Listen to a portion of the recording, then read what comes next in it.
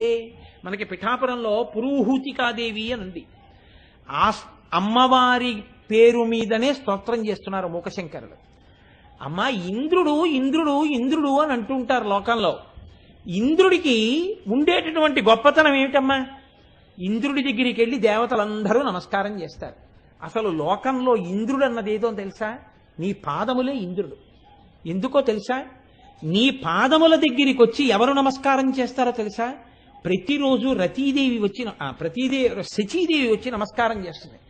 ఎలా నమస్కారం చేస్తుందో తెలుసా? ఆవిడ నీ పాదముల మీదకి వంగి నమస్కారం చేసి లేస్తున్నప్పుడు ఆవిడ జుత్తు నీ పాదముల మీద పడి లేచేటప్పుడు అద్దముల వంటి నీ పాదములు తొడవడానికి ఉపయోగించబడేటటువంటి కూర్చ శచీదేవి యొక్క జుత్తు. ఆ జుత్తుతో నీ పాదములని అద్దాలు తొడవబడుతుంటాయి.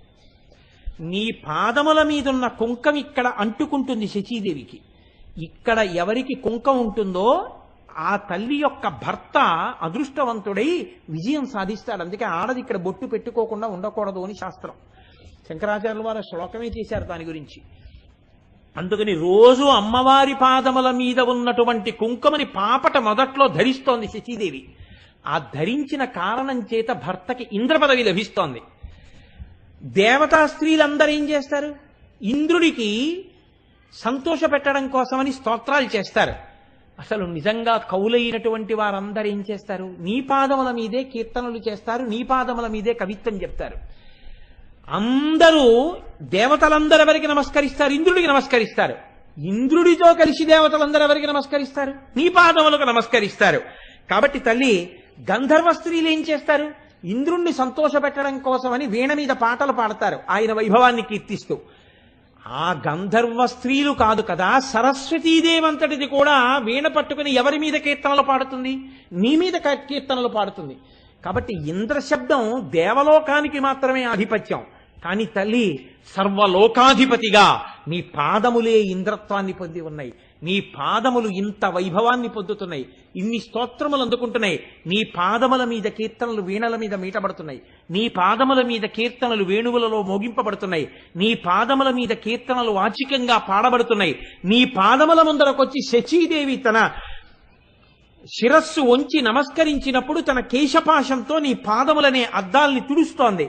నీ పాదముల దగ్గర వంగినటువంటి వాళ్ళకి తమ ప్రతిబింబం కనబట్టలేదు, యథార్థ స్వరూపం కనపడి జ్ఞానం కలుగుతోంది. ఆ అద్దంలో ప్రతిబింబం చూసుకున్నప్పుడు తాను కనబడడు, నిజస్వరూపం కనపడుతుంది, ఆత్మదర్శనం అవుతుంది. అయినటువంటి వాడు ఆత్మగా నిలబడతాడు ఎవడు అమ్మవారి పాదములన్న అద్దాలు చూసుకుంటాడో.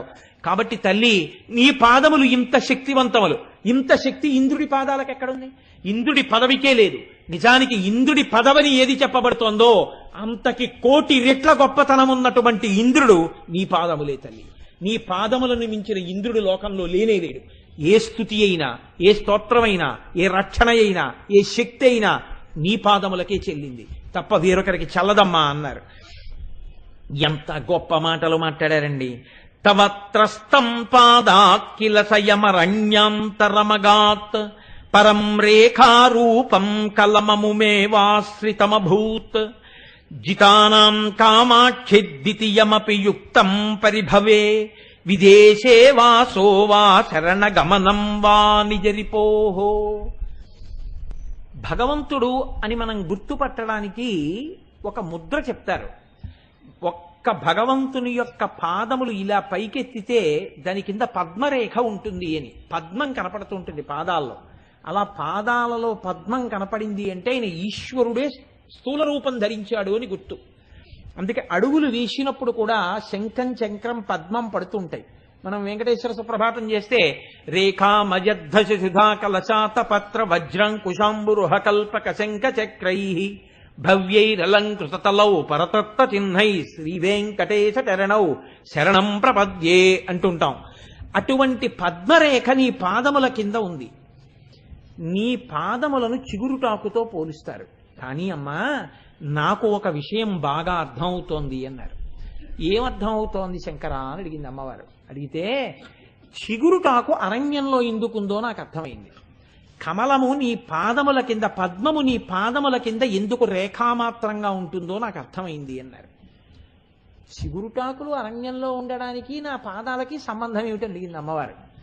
ఏమీ లేదమ్మా, నీ పాదములు చాలా పల్లవంగా కదా ఉంటాయి. పల్లవములు అంటే చాలా చిగురుటాకుల్లా ఉండేటటువంటి చాలా కోమలమైన మృదువైనటువంటి వాటిని పల్లవములు అంటారు. అందుకే పల్లవ పాణి అంటే అంత మృదువైన చేతులున్నది. ఇది పరమోత్కృష్టమైన అమ్మవారి పేరు పల్లవ పాణి అన్నది, చాలా గొప్ప పేరు. అలాగే పల్లవ పద అంటే పల్లవమైన పాదములు కలిగినటువంటిది. ఇవి రెండూ అమ్మవారి పేర్లే, చాలా గొప్ప పేర్లు. నీ పాదములు ఎంత కోమలంగా ఉంటాయంటే చిగురుటాకులు ఎంత కోమలంగా ఉంటాయో అంత కోమలంగా ఉంటాయి. మీరు ఎప్పుడైనా మామిడి చిగురు చూశారో లేదో, కోయిలు తింటుంది, ఇంతే ఉంటుంది మావి చిగురు, ఎర్రగా ఉంటుంది. అది కోసి అసలు తుంచడం మహాపాపం అనుకోండి, నోట్లో పెట్టుకుంటే చిన్నతనంలో చిన్న వగరుతో కూడిన కమ్మతనంతో ఉంటుంది. ఆకుపచ్చతనం ఉండకుండా ఎర్రతనం ఉండి ఇలా సూర్యకిరణాలకు అడ్డు పెడితే లోపల ఉన్నటువంటి ఈనెల యొక్క అల్లికతో కూడినటువంటి అమరికతో ఉన్న ఆ చిన్న ఆకు ఎంత పల్లవంగా ఎంత కోమలంగా ఉంటుందంటే మీరు గట్టిగా ముట్టుకుంటే ఇలాగా నలిగిపోతుంది. అమ్మవారి పాదములు అంత పల్లవంగా ఉంటాయిట. కాబట్టి చిగురుటాకులు అనుకున్నాయిట, అమ్మవారి పాదాలని మనతో పోలుస్తారు కదా, ఓసారి వెళ్ళి చూసొద్దామని వచ్చేయట. అమ్మవారి పాదాల దగ్గరికి వెళ్ళి ముట్టుకున్నాయిట. ముట్టుకుని మన బతుకిచ్చా నేరకపోయి వచ్చాము, అమ్మవారి పాదాలకి మనకి పోలిక, పైగా తగుదునమ్మా అని బయలుదేరేటప్పుడు ఊళ్ళో వాళ్ళందరితో ఏం చెప్పాం, అమ్మవారి పాదాలని మాతో పోలుస్తారు, చిగురుటాకుల్లా ఉంటాయని మేము వెళ్ళి అమ్మవారి పాదాలు ముట్టుకుని వచ్చి చెప్తాం, మాలా ఉన్నాయా మాకన్నా కొంచెం మెత్తతనం తక్కువ ఉంటుందా అన్న చెప్తామన్నాయి. తీరా వచ్చి అమ్మవారి పాదాలు ముట్టుకున్నాయి. మన బతుకెందుకు సరిపోతుందే, ఎంత మెత్తగా ఉన్నాయే అమ్మవారి పాదాలు అనిపించింది. ఇప్పుడు అన్నీ సమావేశం పెట్టుకున్నాయి. ఇంటికి వెడితే ఊళ్ళో వాళ్ళందరూ అడుగుతారు, ఏమయ్యా వెళ్ళొచ్చారా అమ్మవారి దర్శనానికి, మీరు మెత్తగా, అమ్మవారి పాదాలు మీకన్నా ఎంత తక్కువ మెత్తతనంతో ఉన్నాయంటారు. ఏం చెప్తాం? అందుకని ఇక నుంచి మనం ఊళ్ళో ఉండడం మానేసి అరణ్యానికి వెళ్ళిపోదామని అడవికి వెళ్ళిపోయామ్మా. అందుకే చెట్లు అడవిలో ఉంటాయి, చిగుళ్ళు అడవిలో ఉంటాయి. అందుకని అడవికి పోయాయమ్మా, చిగుళ్ళన్నీ ఊళ్ళో లేవు. అంటే ఊళ్ళల్లో చెట్లు పెరగవు, చెట్లు పెరిగేదే అడవి, అడవిలోనే చెట్లు, అడవిలోనే చిగుళ్ళు. కాబట్టి చిగుళ్ళు అడవికి పోయాయి. ఇంకొకటి ఏం చేసింది, పద్మం, అది బయలుదేరింది తగుదునమ్మ అని. నాతో పోలుస్తారు కదా, అమ్మవారి యొక్క పాదముల దగ్గరికి వెళ్ళి చూసొస్తాం. ఇప్పుడు అది వచ్చి చూసింది. చూస్తే మొదట వీళ్ళందరూ సమావేశం పెట్టుకుంటున్నారు, తర్వాత ఇది వెళ్ళింది. అయ్య బాబోయ్, నేనెక్కడా, అమ్మవారి పాదాలు ఎక్కడా, నేను అమ్మవారి పాదాలని చూసి పోలిక పెట్టుకోవడం ఏమిటని సిగ్గేసి ఇది వెనక్కి వచ్చింది. వీళ్ళు సమావేశం పెట్టుకుని మనం ఊళ్ళోకి వెడితే బాగుండదు, అడవికి పోదామని వెళ్ళిపోతున్నారు. కాబట్టి ఇప్పుడు నాకు కూడా ఏం గతి, నేను అడవికే పోవాలి. కాబట్టి అడవికి పోవడమా ఊళ్ళో ఉండడమా? ఊళ్ళో ఉంటే అవమానాల పాలు, అడవికి పోతే ఎవరు కనపడరు. కాబట్టి అడవికి వెళ్లకుండా ఊళ్ళోకి వెళ్లకుండా మనం ఎవరి పట్ల తప్పు చేశామో వాళ్ళ పాదాలే పట్టుకుంటే గొడవ వదిలిపోతుంది కదా. అమ్మ తప్పైపోయిందమ్మా అని శరణాగతి చేసేస్తే అని వెళ్ళి పాదాలు ఎంత గట్టిగా పట్టేసుకున్నాయంటేట, అమ్మవారి పాదాల కింద, నీ పాదాల కింద ఆ పద్మాలు రేఖలుగా పడ్డాయమ్మా అన్నారు. అందుకని పూజనీయ స్థానాన్ని పొందాయమ్మా, చిగురుటాకులకు ఆ స్థానం రాలేదన్నారు. భయపడి అడవిలకు పోయి నీ పాదాలు పట్టుకున్న పద్మరేఖలు అమ్మవారి యొక్క పరతత్వ చిహ్నాలుగా నిలిచిపోయి అలా నిలబడిపోయి. అంటే ఎవడు అమ్మవారి పాదములను చేరకుండా అడ్డొచ్చిన అహంకారాన్ని అమ్మవారికే చెప్పి శరణాగతి చేశాడో వాడు అమ్మవారి చేత ఆదరింపబడతాడు.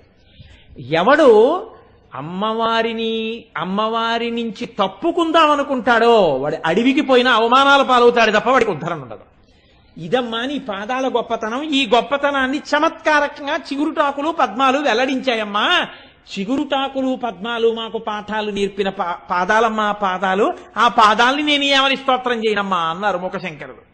మహామోహాస్తేన వ్యతికర భయాత్ పాలయతియో వినిక్షిప్తం స్వస్మిన్ మునిజన మనోరత్నమనిశం సరాగస్యోద్రేకాత్ సతతమపి కామాక్షితరస కిమేవం పాదోసౌ కిసలయమరుచిం రోచయతి తే. ఇదో గమ్మత్తైనటువంటి మాట. ఆయన అంటున్నారు, అమ్మా మునులు తపస్సు చేసుకోవడానికి పర్వత గుహల్లోకి వెళ్ళి కూర్చున్నారు.